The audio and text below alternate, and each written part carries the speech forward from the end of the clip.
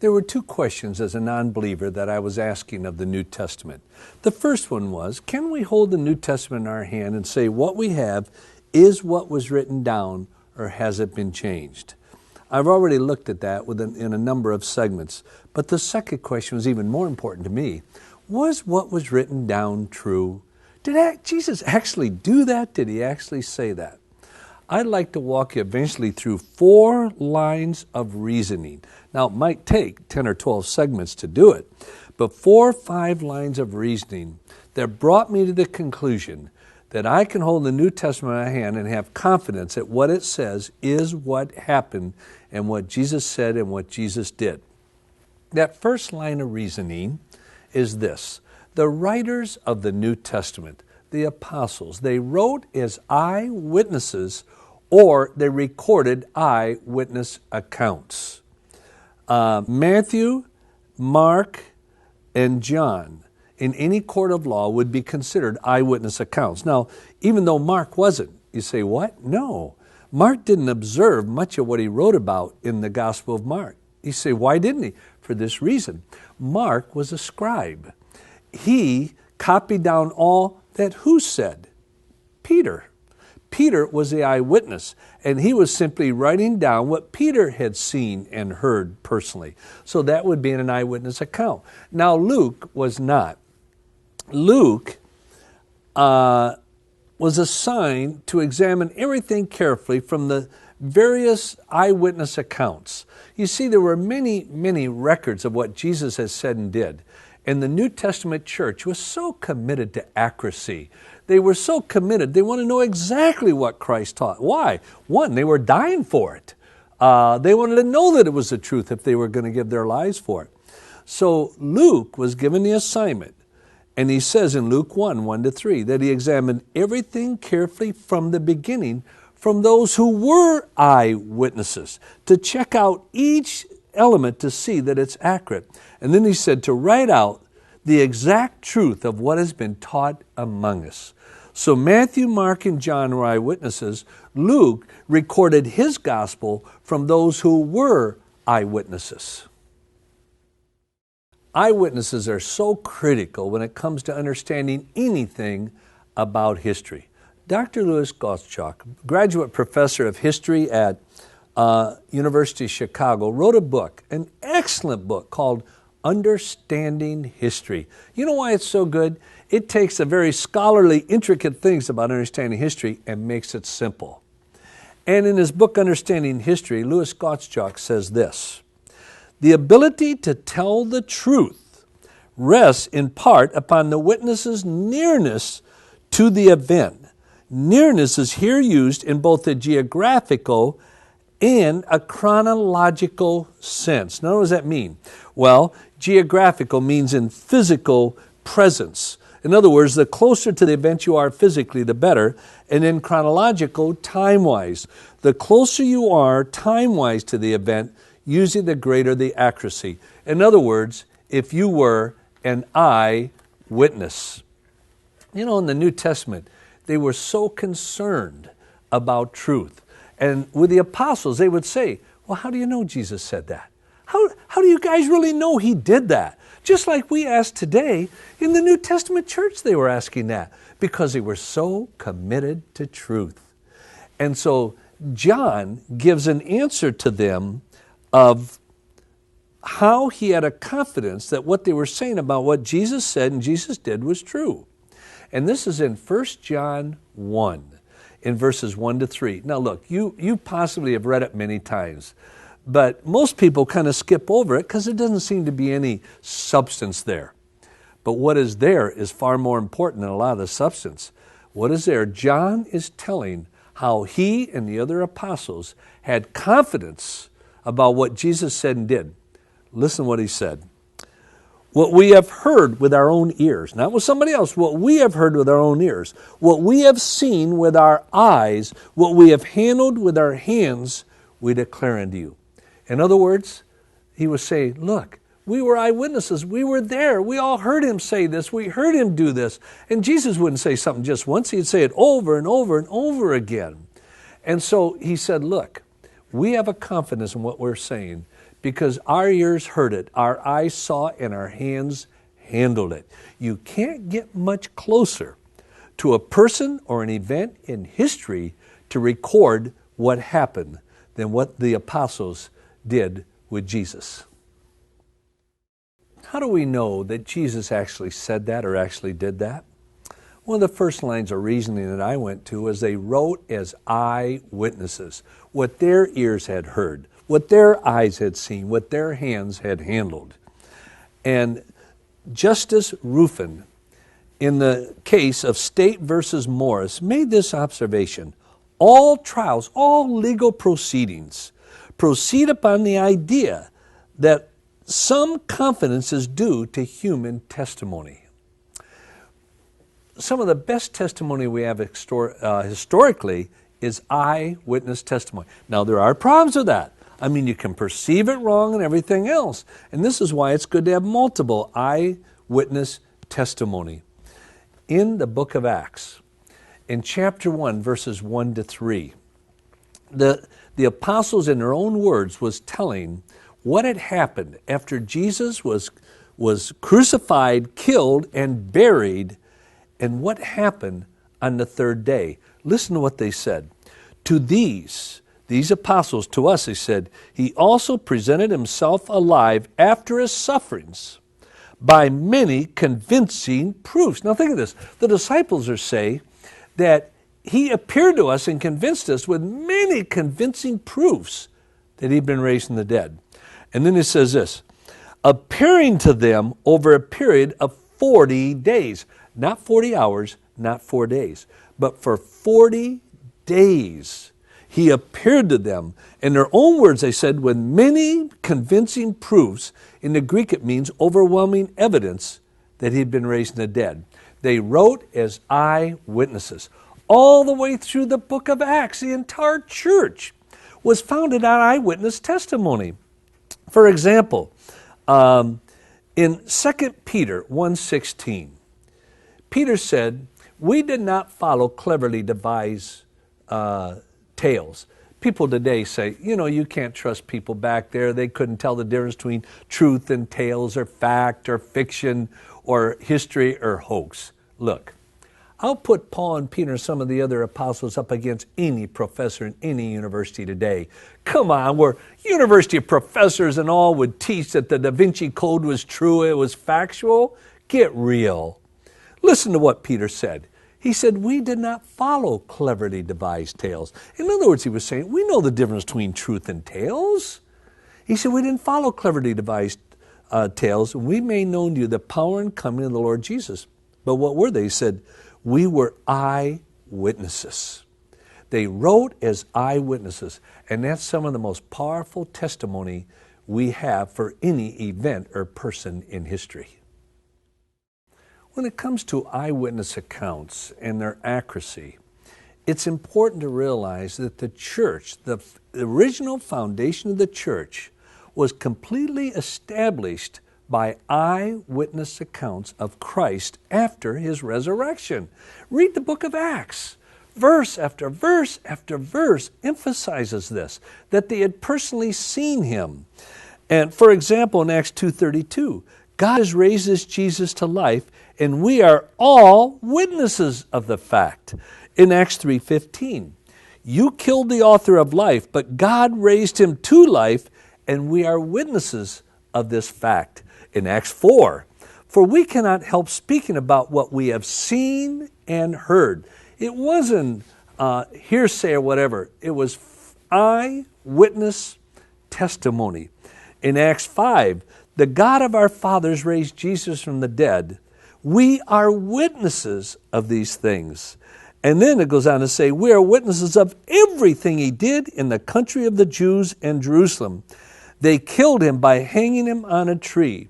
But God raised him from the dead on the third day and caused him to be seen. The entire church, the Christianity, was founded on eyewitness accounts that on the third day Christ was raised from the dead. I concluded that if I cannot trust them who signed their testimonies in blood, who went through the test of death to determine their veracity, then I can't trust anyone.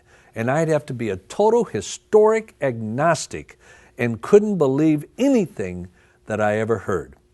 I believe that what I have in my hands in the New Testament contains exactly what Jesus said and Jesus did, because one, it was recorded by eyewitnesses, and that is one of the best testimonies we have historically. Now, the second test, you might say, that I applied was this. Was the truth presented in the presence of knowledgeable, hostile people, where if it were false, it would be proven to be? You say, what do you mean? Well, when something is presented, if it is false, are there knowledgeable people there that could falsify it? This completely happened in the New Testament. Did Jesus actually do that? Did he actually say that? Have you ever wondered that? I sure did as a non-believer. And there were 4 lines of reasoning that I finally answered the question I can have confidence in what Jesus said and did. The first was the writers of the New Testament wrote as eyewitnesses or recorded eyewitness accounts. The second is this, and I'll explain this in several segments. They appealed to the knowledge of their listeners and readers concerning the truth about Christ. You say, no, wait a minute. What do you mean by that? Okay, now follow me carefully. They not only said, look, we were there. We saw Jesus do that. We were there when he did that. We heard him say that. We were there. We saw him do that. But in the presence, now get this, of hostile, knowledgeable Jewish eyewitnesses. People who knew what Jesus did. They knew what he said. Look, Palestine was just a little piece of dirt. A small parcel of land. And Jerusalem only had a few thousand people even living in it. They knew what Jesus said and what Jesus did. And they would appeal to their knowledge and they say, you were there. You saw him do that. You heard him say that. You were there when he did that. They threw the whole arguments, what Jesus said and did, back on their laps and told them, you know as much as we know of what Jesus said and did. You know, for me historically, that's one of the best tests for truth. Was it presented in the presence of knowledgeable, hostile people, where if it was false, it would have been falsified? Dr. John Warren Montgomery, the legal expert, made this statement. This rule underscores the reliability to testimony to Christ's resurrection, which was presented contemporaneously in the synagogue. In the very teeth of opposition, among hostile cross-examiners who would certainly have destroyed the case for Christianity had the facts been otherwise.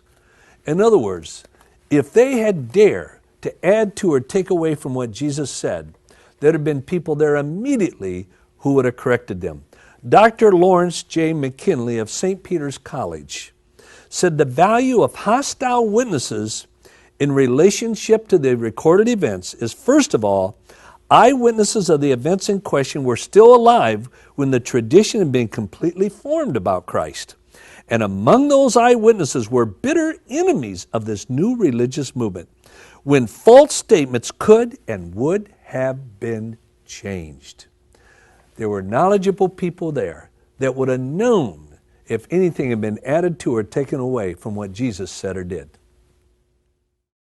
One of the best ways to arrive at truth historically about what a person said or did is, was that truth about him presented in the presence of knowledgeable people who would have been exposing it if it was false or anything had been added or taken away? Dr. Robert Grant from the University of Chicago made this observation. At the time the Gospels, were believed to have been written, there were eyewitnesses, and their testimony was not completely disregarded. This means that the Gospels must be regarded as largely reliable witnesses to the life, the death, and the resurrection of Jesus Christ. But F.F. Bruce, who was probably, I think I've stated many times, the number one authority in the world on manuscripts until he died just several years ago. And F.F. Bruce made this observation about the eyewitnesses, but those who were hostile. Now, it's a pretty long quote, so not just read it on the script or hear me say it, think it through with me. Dr. F.F. Bruce wrote, "And it was not friendly eyewitnesses that the early preachers had to reckon with. There were others less well disposed who were also conversant with the main facts of the ministry and death of Jesus. The disciples could not afford to risk inaccuracy, nor to speak of willful manipulations of the facts, in other words, what Jesus said or did, which would at once be exposed by those who would be only too glad to do so. On the contrary, one of the strong points in the original apostolic preaching is a confident appeal to the knowledge of the hearers. They not only said, 'We are witnesses of these things,' but also, 'As you yourselves know, had there been any tendency to depart from the facts in any material respect, the possible pressure of hostile witnesses in the audience would have served as a further corrective.'" Men and women, you could not ask for a greater context to grasp truth and note of truth. Was it presented in the presence of hostile people who knew what Jesus said and did, where if they dared to add to or take away, it immediately would have been corrected. You have probably read Acts 2, verse 22. But I wonder, and as many times as you might have read it, if you saw the switch that took place there. Let me show you what I mean. In Acts 2:22, here is Peter speaking to an audience of Jews, and many of them were antagonistic. And notice what Peter said. "Men of Israel, listen to these words. Jesus the Nazarene, a man," now get this, "a man attested to you by God." Do you see? Up until then it was attested to us, we saw, we heard. Now he's thrown it back on their lap and said, "Attested to you and to you and to you by God, with miracles, wonders, and signs, which could be confirmed by the five senses." Now notice what he says. "Which God performed through him in your midst, just as you yourselves know." Look, if they had not seen those miracles, wonders, and signs, Peter had been lucky to make it out there alive, because there were people in that audience that knew exactly what Jesus said and did. And he constantly appealed to their knowledge of it to confirm the truth of what they were teaching. A good illustration of that is found in the book of Acts, chapter 26, verses 24 to 26. Paul is brought before the king, and Paul is making a defense for the resurrection of Christ and the truth of Christianity. And notice how the conversation goes. "And while Paul was saying this in his defense, Festus said in a loud voice, 'Paul, you're out of your mind. Your great learning is driving you mad.' But Paul said, 'I am not out of my mind, most excellent Festus.'" In other words, he was a good politician. "But I utter words of sober truth." That phrase, sober truth, in the Greek means of truth and rationale. And so he said, "I utter words of truth and rationale." Then notice what Paul does. "For the king knows about these matters." See, he's thrown it back in his lap about the truth of what Paul had talked about. "The king knows about these matters, and I speak them also with confidence, since I am persuaded that none of these things have escaped his notice, for this has not been done in a corner." If I cannot trust the writers of the New Testament of what Jesus said and did, then I can't trust anyone, because everything they believed and said about Christ was confirmed by those who were hostile to Christ himself. Did Jesus really do that? Did he really say that? I've had the privilege of writing and traveling and speaking for 50 years. That's 5 decades. And over all the years, I've never had anyone ever answer this question. And the question is this. I said, "Do you believe Jesus said, 'I am the truth'?" Well, everybody say, "Well, of course." I say, "How do you know?" How do you know? He didn't say, "I am a truth," or "I am one of many truths. Not one person has ever answered that in 50 years. I have come to the confidence that Jesus said, I am the truth, for many reasons, but one is this. If they didn't dare to add to or take away from what Jesus said and did, because there were people there who were knowledgeable about Christ, they knew what he said, they knew what he did, and they were so hostile they would immediately corrected it. That statement, I am the truth, was so anti-politically correct. It was an affront to Romanism. It was an affront to Judaism. And if he had not said that, it never could have gotten into Scripture. They'd have said, wait a minute, when did he ever say that? We were there, he never said that. Show me when he ever said that. That was such an astounding statement. And besides, ask yourself this. Did the apostles go through all the torture and being martyred and killed because they knew Jesus said, I am one of many truths, or I am a truth?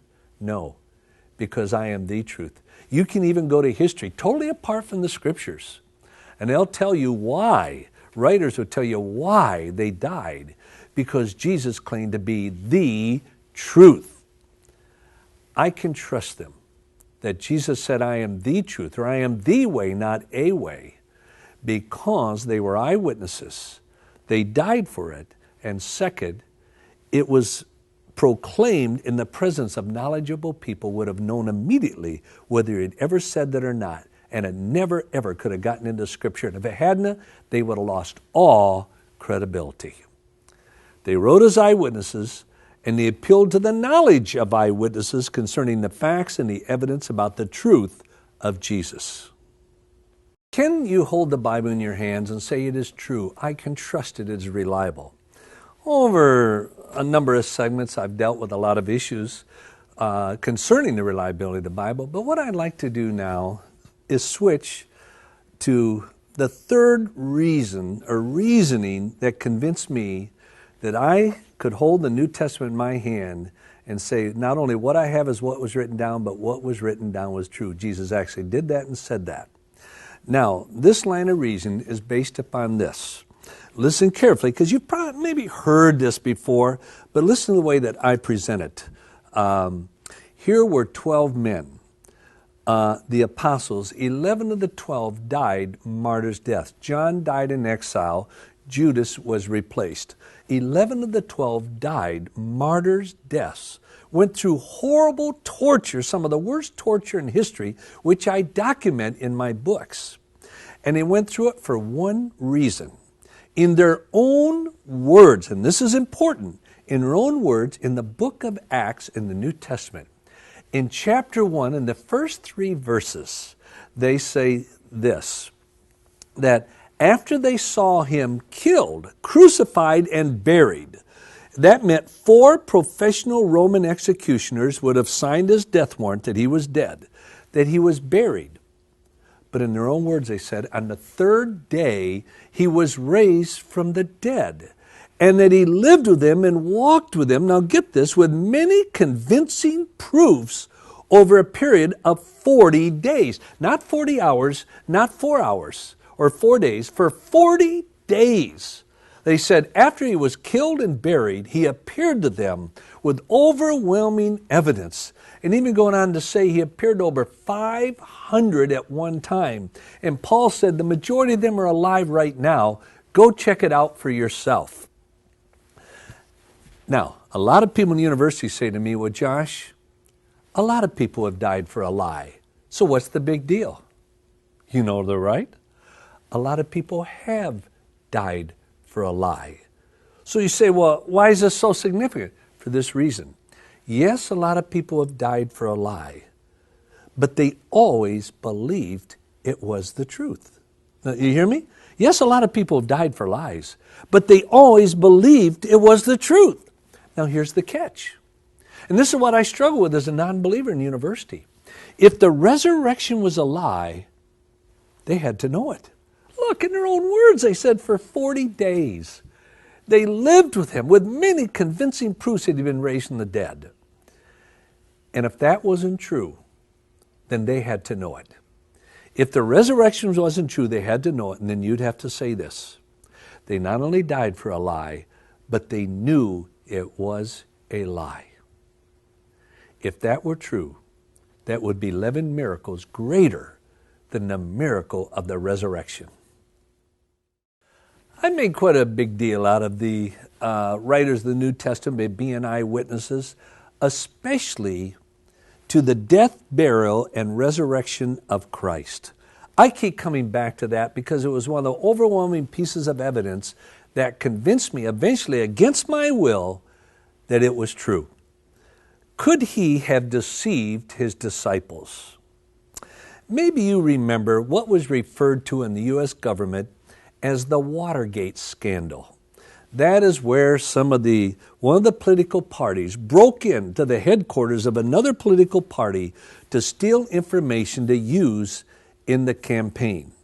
One of the men who directed that, and I always refer to him as the hatchet man at the time he was brought into the administration, is Chuck Colson. Maybe you've read some of his books. He heads up a prison work into the prisoners of jails all over the world to reach them for Christ. But if any man knows how private things become public under pressure, it's Chuck Colson. Let me relate to you what he said about Watergate, relating it to the 12 disciples. He said, here we were, the 12 most powerful men in the United States. This is about in the scandal. All the power of government was at our fingertips, but we could not keep a lie together for 3 weeks. Now, they weren't tortured. They weren't threatened with death. Are you going to tell me, Chuck says, that those powerless apostles who were outcasts in their own land could be stoned, persecuted, and beaten? Many of them took place over 40 years, never once denying that Jesus was raised from the dead? Impossible, Chuck Colson says. Humanly impossible, unless they had seen the risen Christ face to face. Otherwise, the apostles would have been just another John Dean. John Dean was a young lawyer who became a traitor to that group of the powerful 12 and would go to the authorities and give them information to save his own neck. And it said they would just be another John Dean. He'd have gone in to turn state's evidence. Any one of the apostles would, he said. He had already done it 3 times, John Dean had. And he's saying, look, here we were, the 12 most powerful men in the world, and we could not keep a lie secret for 3 weeks. You trying to tell me that over a period of 40 years, the 12 powerless apostles were beaten, they were tortured and threatened with death and eventually killed, and never once retracted that on the 3rd day Christ was raised from the dead? Men and women, to believe that, you would need to have an intellect of somebody that calls himself a poached egg. The 12 apostles, 11 of the 12 died martyrs' deaths for one thing. In a number of segments, I've dealt with that. I would like to relate to you what a friend of mine, his name is Gary Habermas. Dr. Habermas is probably the #1 expert in the world, or one of the top 2 on the resurrection. He's probably written more on it and more research than anyone else. And I want to read through some of his analysis of the apostles being willing to die for a lie. Dr. Habermas says, the skeptic might object. Followers of other religions and causes have willingly suffered and died for their beliefs. So in other words, saying, what's the big deal about the apostles dying for their beliefs? He goes on to say, even atheists have willingly died for the cause of communism. This does not mean that their beliefs were true or worthy. And then he goes on to say, liars make poor martyrs. And then he said this, extreme acts do not validate the truth of their beliefs, but willingness to die indicates that they regard their beliefs as true. This is how I put that. And it's a phrase I developed, is that the extremity of the act speaks nothing of the truthfulness of the event. You say, what do you mean? With this, just because someone dies for something Because someone is martyred for something does not mean it's true. Because they gave their life for something does not mean it's true. But it does mean this, that they believed that it was true. Just because you die for something doesn't mean it's true. But it does mean that you believe that it's true. But here's the catch with the apostles. If the resurrection was false, then they had to know it. And therefore you'd have to say they not only died for a lie, but they knew it was a lie. That would go against everything I've ever known of human nature in history. And Dr. Habermas went on to say, contemporary martyrs die for what they believe to be true. The disciples of Jesus died for what they knew to be either true or false. After Jesus' death, the lives of the apostles were transformed to the point that they endured persecution and even martyrdom. Such strength of convictions indicates they were not just claiming that Jesus rose from the dead and appeared to them in order to receive some personal benefit, but they really believed it. Compare this courage to their character at Jesus' arrest and execution. They denied and abandoned him. They hid in fear. Afterwards, they willingly endangered themselves by publicly proclaiming the risen Christ. If I can't trust them on what Jesus said and did, they signed their testimony in blood, I'd have to be a total historic agnostic. Yes, a lot of people have died for a lie, but they always thought it was the truth. If the resurrection of Jesus Christ was a lie, they had to know it was a lie. Therefore, you would have to say that they not only died for a lie and went through that horrible torture and death for what was a lie, but they knew it was a lie. You've maybe heard of Andre Cole. His real name is Bob Gertler. He's rated one of the world's greatest illusionists. He is a man who can boast he's the only man alive who has never ever been fooled by another illusionist. One of his expertise is to create illusion. In his lifetime, he has created and sold almost 2,000 illusionary or magical effects. Many of the great musicians you watch, those magic acts and illusions were created by Andre Cole. He's the one that created the disappearing of the Statue of Liberty. I can't believe it.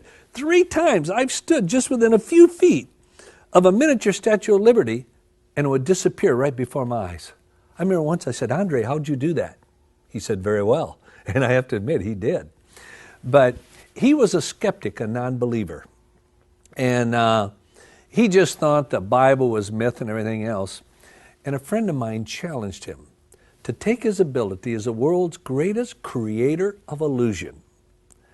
Only man alive who can boast he's never been fooled by another illusionist and apply it, his skills and techniques, to the miracles of Jesus Christ to prove that they were magic acts. After a little persuasion, he accepted that, thinking it'd be very easy. I lived in Canada. I remember when Andre came up there and spent 3 days with me. What a great 3. Most people don't have 3 minutes, let alone 3 days with a master. And he shared with me the struggle he went through. He said, I thought it'd be real easy. That all I have to do is approach them with modern day technology and magic and illusion and could explain it all away. He said several of them I could, but the majority of the miracles of Christ I could not explain away. But he said there was one miracle that Christ did, that there's absolutely no way through all modern magic, illusions, or anything to ever explain it away as illusion. In the next segment, I want to tell you what that one miracle was.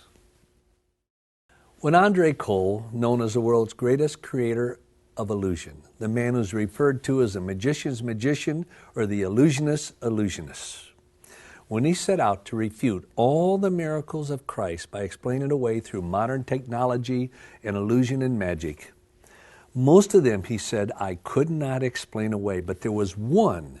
He said there's no way that Jesus could have deceived his disciples. Do you know what miracle that was?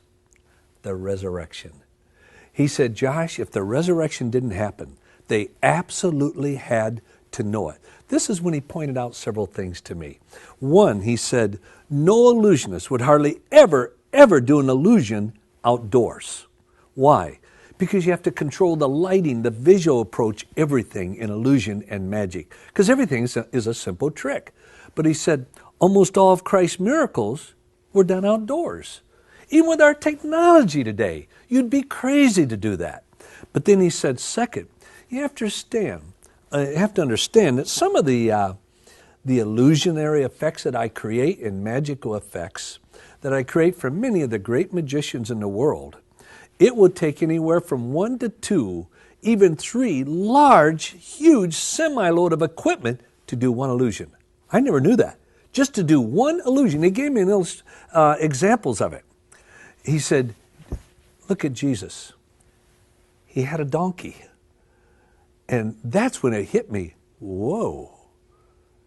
You know, there is no way he could have deceived him. And what Andre concluded was that if Christ was not raised from the dead, they had to know it. And therefore, you would have to conclude with the 12 disciples that 11 of the 12 died martyrs' deaths, that they not only died for a lie, but they knew it was a lie. And under the worst torture, and then the threat of death and being killed, never once denied it. I've had over 250 debates in universities around the world. And almost every debate would always come back to the resurrection. And I would challenge my opponent to give me one piece of evidence. And I used to joke, it doesn't even have to be credible. Give me one piece of evidence that any disciple under the worst torture ever retracted his belief that on the third day Christ was raised from the dead. And no one in 50 years has done that. If I can't trust them of what Jesus said and did, then I can't trust anyone, because they went through the test of death to determine their veracity. Over a number of segments, I talked about 4 lines of reasoning that gave me the confidence that I could trust the New Testament, that this is what Jesus said and what he did. 1, they wrote as eyewitnesses. 2, they appealed to the knowledge of knowledgeable, hostile eyewitnesses of the truth they presented. 3, that the apostles gave their lives for it. And people say, well, a lot of people have died for a lie, yes, but they always thought it was the truth. If the resurrection was a lie, they had to know it. Therefore, they not only died for a lie, but they knew it was a lie. Now, the 4th line of reasoning is based upon the same thing. Here were 12 men, 11 of the 12 apostles. John died in exile. Judas was replaced. They died for one thing, the appearances of Christ. In their own words, in Acts 1, 1-3, Christ appeared to them after he'd been killed and buried, that they said with many convincing proofs, he appeared to them over a period of 40 days. Not 4 days or 40 hours, 40 days. Now, was that true? Well, they went out and they were not only tortured for their belief in the resurrection, 11 of the 12 were killed. You say, well, Josh, a lot of people have died for a great cause. You know, that's right. A lot of people have died for a great cause. In fact, a lot of people have died for a lousy cause. But here is what I struggle with as a non-believer. Yes, a lot of people have died for a great cause. But the great cause of the apostles died on the cross. What did they die for? Most people don't reason beyond that. Well, in the next few segments, I want to take you beyond that of what kind of cause did they die for? Many skeptics will say, Josh, a lot of people have died for a great cause, and that is true. But the great cause of the apostles died on the cross. Let me give you a little historical context to greater appreciate that statement. Did you ever read the Gospels and ever wonder why the disciples could not understand Jesus? Have you? I mean, he almost constantly insulted them in many ways. Haven't you read, do you not know? Jesus would say, is it not written? Have you not read? Does it not say? Well, they didn't know. And it was like if I walked up to you and say, look, don't you know? Haven't you read? you'd feel about that big. Well, I kept thinking as a non-believer, the apostles must have been a bunch of numbskulls or idiots because they could not understand what Christ said. Now, why is that as true? The reason is this, that Jesus and what he did and said over a period of time with the apostles and how he acted was contrary to their image of who the Messiah would be. Did you ever think about that? That's why they couldn't understand him, because he didn't fit the mold overall of what all the Jews believed the Messiah would be like. You see, what do you mean by that?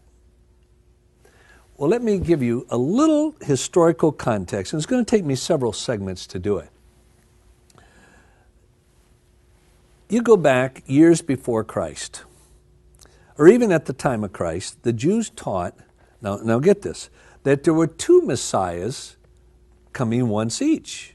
You said, what? Yeah, there are two Messiahs coming once each. Jesus said, no, there's one Messiah coming twice. Oh, that's an interesting twist to history. The Jews taught the first Messiah would be the son of Joseph, the Messiah who would suffer for the sins of the world and be killed. The second Messiah was the son of David, who would be the reigning political Messiah, would throw the hated usurpers out of Israel and Jerusalem and rule the world from Jerusalem. Jesus said, no, I am coming first to suffer and I'm coming back to reign. You say, how'd they come to that conclusion? Very easy. Read the Old Testament. One book will talk about a reigning political Messiah, the next a suffering Messiah. One verse will talk about a suffering Messiah, 5 verses later a political reigning Messiah. So the Jews said, there must be two Messiahs coming once each. Jesus said, no, there's one Messiah coming twice. So the Jews thought there were two Messiahs coming once each. Jesus said, no, there's one Messiah coming twice. And this is how they arrived at that, and how Jesus was a most unlike candidate to be the Messiah of his time. For example, and I document all this, going back before Christ, Palestine was invaded, and they were slaughtering the Jews. I mean, some of the historical accounts say the bodies of Jews were stacked up 20 feet tall. That's 2 stories high, all over Israel. They were being slaughtered. And the Jewish soldiers and the lay people were walking away from the Jewish leaders. Why? Now think. They were telling them, hang in there, sacrifice, give your lives. Why? Because the Messiah is coming and he's going to die for you. They go, wow, that's quite exciting. Does he have a grandfather clause? No, I'm serious. And so they thought, this is not worth dying for, a dying Messiah. So they started to walk away. So if there's any two people in history that learned how to survive through adjustment, it's the Armenians and the Jews, and they adjusted. And I document this. This is what they started to teach, that the first Messiah, the suffering Messiah, was who? Not the son of Joseph, but Israel. You say, what? Yeah. Many Jewish leaders would teach that today, that the Jews, Israel, is the suffering Messiah. They say, look at our history. Look at all the suffering we've been through.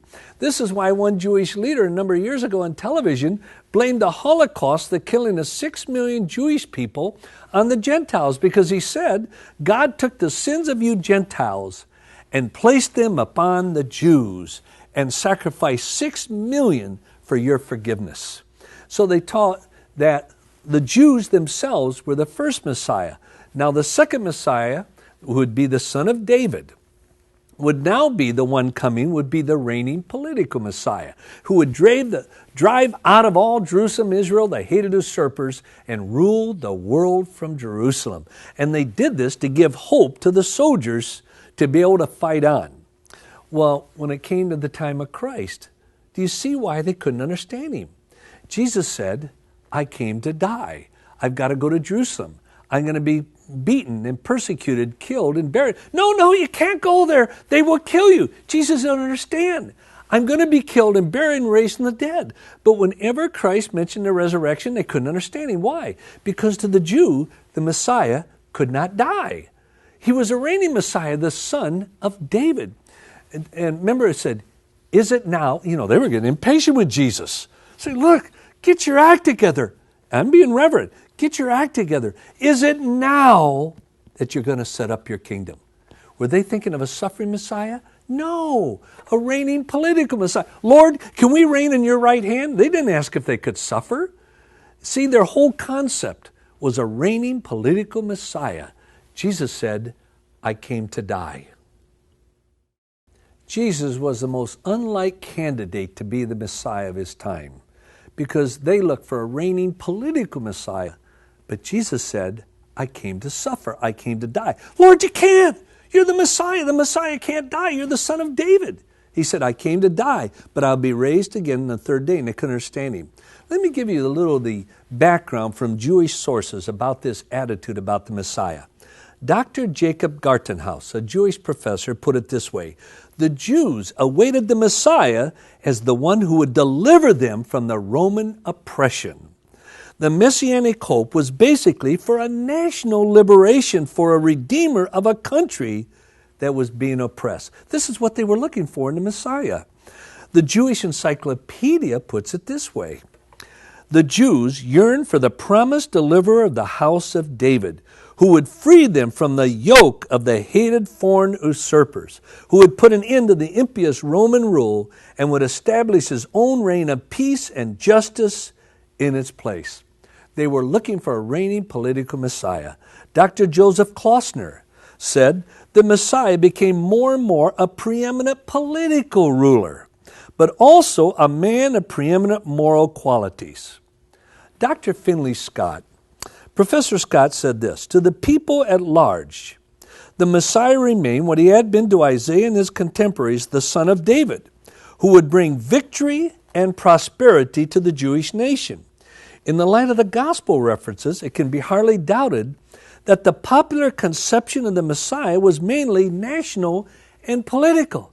But Jesus said, I came to die. I came to die for you. I'm going to be crucified and buried. And they said, no, you can't be. But men and women, what happened? You see, at the crucifixion, even then, I think when they put Christ on the cross, they believed he was going to, in a kind of a sensational way, come down off that cross and set up his kingdom. Until what happened? Yeah, they thrust the spear into his side. And the eyewitness account said blood and water came out separated, and even then they knew that was a sign of death. He was dead. Yes, a lot of people have died for a great cause, but their great cause died on the cross. What did they die for? I'm going to deal with that in the next segment. What happened to the lives of the apostles? I could see Peter talking to John, and this could be a realistic conversation. John, what do we do? We're wrong. He's not the Messiah. John, he's dead. John, we've left everything. We've left our business. We left our families to follow him, the king that was going to rule the world. John, he's dead. He's not the Messiah. How could we have been so mistaken? And when it says that the apostles went back to their homes and hid themselves out of fear, I believe that, yes, they did have fear. Look, they'd faced off against Rome and Israel. Of course, they had the fear of being killed. But at the same time, I believe when they went and hid themselves in their homes after the crucifixion, they were depressed, disillusioned. Now, come on, put yourself in their shoes, their sandals. Think what they must have been going through. Here they'd been following the Messiah in the face of all opposition. They'd left their businesses, families, everything, because he could not die. He was the reigning political Messiah that would rule the world from Israel. And he was killed. He was dead. I mean, all their aspirations, everything was just destroyed. And when they went to their houses, they were depressed. But something happened. And I remember as a non-believer in the university, as a student, I struggled with this. Something happened. Not over a period of months and years, but of days and weeks. Their lives were turned upside down. And they went out and turned the world upside down. And they were tortured and beaten and persecuted and killed for one thing, an empty tomb. And in their own words, appearance of Jesus of Nazareth for 40 days with many convincing proofs that he was raised from the dead. And they never once denied it under the worst torture. That goes against everything I've ever known of people's character in history. What changed their lives? It was because Christ was raised from the dead and appeared to them. Dr. Kenneth Scott Latourette, who was for years the professor of Oriental history at Yale University, said from discouraged and disillusioned men and women, they sadly looked back upon the days when they had hoped that Jesus was he who should redeem Israel, and they were made over into a company of enthusiastic witnesses. What happened that did that? That so changed them from cowards to men of courage, from martyrs to missionaries. Only thing could have been the resurrection. After the resurrection, after their Savior, the Messiah, was killed, something happened that turned their lives upside down and never once denied it. And that fact was that on the third day he was raised from the dead, and he appeared to them with all kinds of convincing evidence and proofs, they said, that he'd been raised from the dead for 40 days. When I was going into law school, my hero was Dr. Simon Greenleaf. He was the famous Royal Professor of Law for years at Harvard University, one of the great legal minds of our country. He was a man that could break down a testimony in a court of law. In fact, the joke used to be, he was so persuasive he could take someone who was telling the truth and make them think they're telling a lie. And he was a non-believer. And some of the students in his classes one time challenged him to take his, he did 3 volumes on the laws of legal evidence and how to evaluate testimony. They challenged him to take that and apply the same principles to the resurrection. After much persuasion from his students, he did that, and in the process, it looks like he became a believer. And went on to write a book called The Examination of the Testimony of the 4 Evangelists. And Dr. Simon Greenleaf said this, the annals of military warfare afford scarcely an example of their heroic constancy, patient, and unflinching courage. Meaning the apostles, they had every possible motive to review carefully the ground of their faith and the evidence of the great facts and truths they asserted. And yet they became martyrs. That night in the university, I was all alone. It's when I knew I was going to become a Christian. I knew I was going to come to the point of trusting Christ as Savior and Lord. I didn't right then, but I knew I was going to. It's that night I was alone. I spent so much time studying the Scriptures and the resurrection. Even though I was all alone, right out loud, I said, He is risen. He is risen. He is risen. If Christ had not been raised from the dead, then what happened to the lives of the apostles that turned their lives upside down? Could a lie have accomplished that? Then if it did, then a lie accomplished more courage, more boldness, and more truth than the truth ever has. I've read all the great thinkers. I've read all the thinkers that think they're great. And I've concluded not one of them has ever come close to satisfying my intellectual curiosity. If Christ wasn't raised from the dead, then what impacted the lives of the apostles and became the very formation, the basis for the formation of the church? He is risen. I can hold the New Testament in my hand and say what I have is what was written down, has not been changed, and what was written down was true. Jesus said this, and Jesus did this.